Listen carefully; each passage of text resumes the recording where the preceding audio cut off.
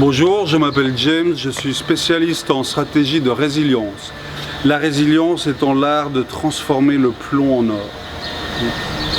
Donc j'aimerais vous parler en fait de l'écologie du changement, parce que très souvent on a envie de changer quelque chose, de perdre une mauvaise habitude, une dépendance, des addictions, ça peut être fumer, l'alcool, le sexe, ça peut être plein de choses. Non, le sexe on n'a pas envie de perdre, mais fumer, l'alcool, je sais pas moi, enfin il y a des tas d'addictions dont on a envie de se débarrasser, et si on n'a pas un changement qui est écologique, si on ne pratique pas une écologie du changement, eh ben on est un peu condamné à l'échec, on est condamné à rechuter, à retomber.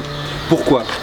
Quel que soit le comportement qu'on ait, aussi toxique, aussi indésirable soit-il, il y a toujours un bénéfice qu'on va chercher. Il y a toujours quelque chose qu'on gagne, parce qu'on n'est pas débile, je veux dire, on ne ferait pas quelque chose si on n'y gagnerait rien.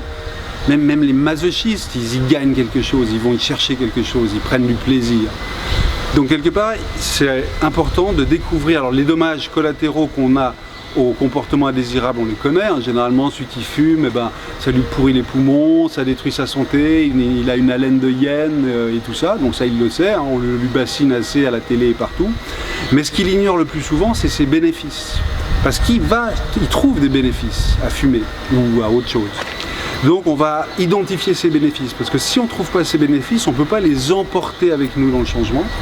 Et si on ne les emporte pas avec nous dans le changement, on va revenir les chercher. Parce qu'ils vont nous manquer.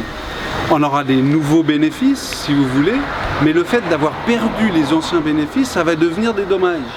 Et donc on va être là, on va tenir résistance, discipline, persévérance, on va tenir le coup, ouais c'est bon, j'ai arrêté de fumer, puis un jour on sera triste, on se sera fait larguer, on aura perdu notre boulot, on sera déprimé ou je sais pas quoi.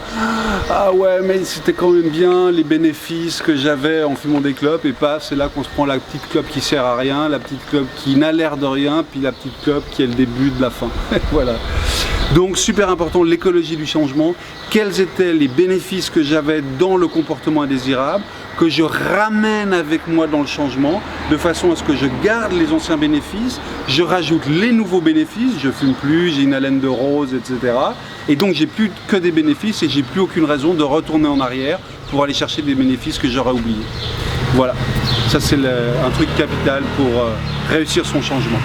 Si vous voulez d'autres outils, d'autres astuces, n'hésitez pas, venez sur mon site jamesautra.com et vous y découvrirez plein de choses super intéressantes. Merci beaucoup, au revoir.